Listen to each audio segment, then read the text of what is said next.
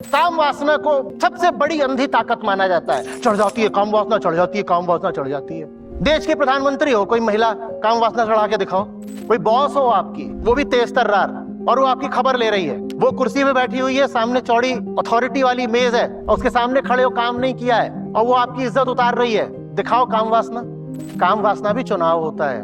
कुछ भी नेचुरली अपने आप नहीं हो रहा। इसको स्वभाव या नेचर तो बोली मत देना। वेदांत किसी भी तरह की मजबूरी में बिल्कुल नहीं मानेगा। आप कहोगे भावनात्मक मजबूरी है, माना ही नहीं जाएगा। कोई भावनात्मक मजबूरी नहीं है। मैं क्या करूं, मेरे आंसू निकल जाते हैं। तो मैं बोलता हूं, आंसुओं के साथ सही काम करो। मजबूरी अभी भी नहीं है। हाँ, आंसू मैं मान सकता हूँ, मेरे भी निकल जाते हैं। बताया तो था, अभी वो पिक्चर देखने गया था, बिना बात के मैं रोने लगा। 20 मिनट तक रोता ही गया। तो ऐसा थोड़ी है कि रो रहा हूं तो काम नहीं करूंगा, काम कर रहा हूं। बात इसमें नहीं है कि भावना उठी, बात इसमें है कि आपने भावना को समर्थन दे दिया। क्या समर्थन नहीं देना है। अपने आप से पूछो, मैं कैसी हूँ। बैठो, जैसे अब तुम्हारे सामने तुम्हारी कोई हमशक्ल बैठ गई हो, उससे बात करो। फिर उससे पूछो कि तू दिल से बता, तुझे क्या चाहिए, दिल से बता। और फिर ये मत देखो कि मामला प्रैक्टिकल कितना है। ये शब्द है ना प्रैक्टिकल, ये बहुत बड़ी मूर्खता है। जब प्यार होता है तो सब प्रैक्टिकल हो जाता है। उन्हें यारी बात कहते, प्यार होता है ना तो जो लंगड़ा होता है वो चलना शुरू कर देता है, वो भी प्रैक्टिकल हो जाता है। प्यार होता है तो अंधे को दिखाई देना शुरू हो जाता है, सब प्रैक्टिकल हो जाता है। बीमार आदमी उछलना शुरू कर देता है, सब प्रैक्टिकल हो जाता है। वो चीज होनी चाहिए, और वो कोई बाहर से लाने वाली चीज नहीं है, वो सब में होता है। पर प्यार डर के नीचे छुपा रहता है। जो आदमी इतना डरपोक होगा वो प्यार के लिए उतना कम काबिल होगा। प्रेम की सारी पात्रता ही डर के नीचे समाप्त हो जाती है।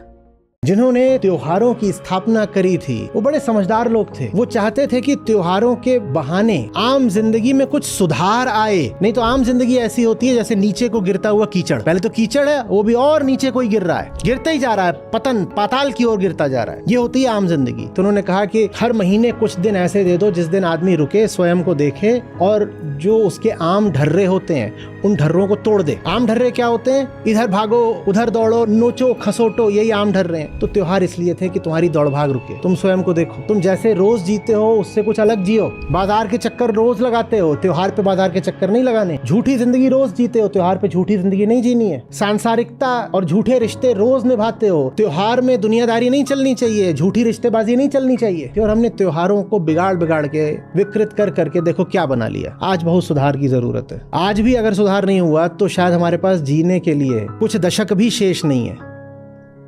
तुम श्री राम का जीवन देखो, उसमें तुम पाओगे त्याग, उसमें तुम पाओगे सादगी, और उसमें तुम क्या नहीं पाओगे, उसमें तुम कहीं भी सुख के प्रति लालच नहीं पाओगे। एक बात आप नहीं कह सकते कि राम सुख के लोभी थे, क्योंकि अपने पूरे जीवन काल में सुख तो उन्होंने न कभी चाहा, न उन्हें मिला, न वो भोग पाए। कदम कदम पर कुछ ऐसा हो रहा है कि तुम्हारे आंसू निकल आएंगे। कदम कदम पर दुख है, कदम कदम पर पीड़ा है। तो ऐसे तो राम जी हैं जिनके जीवन में दुख है और पीड़ा है, और जो जानबूझ करके दुख और पीड़ा को गले लगा रहे हैं, क्योंकि कर्तव्य पूरा करना है, क्योंकि धर्म निभाना है। और ये कितने ज्यादा अफसोस की, कितनी विडंबना की बात है कि ऐसे राम जो जीवन में कभी सुख के लोभी नहीं रहे, जो कभी भोग के लालची नहीं रहे, उनका नाम लेकर के बाजारें सजी हुई हैं और भोग की बारिश चल रही है। बिल्कुल नया ओवन खरीद के अपने घर ला रहे हो और उसमें भी चिकन बना रहे हो, और ये सब कुछ दिवाली पर चल रहा है। इसमें श्री राम कहाँ पर है? श्री राम के नाम पर क्यों कर रहे हैं हम ये?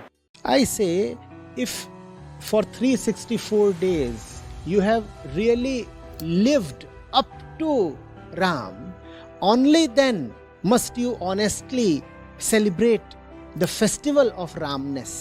How is it that for 364 days your life really had nothing to do with Sri Ram, and on the 365th day you jump up and join in the noisy bandwagon, the chorus of the hooligans?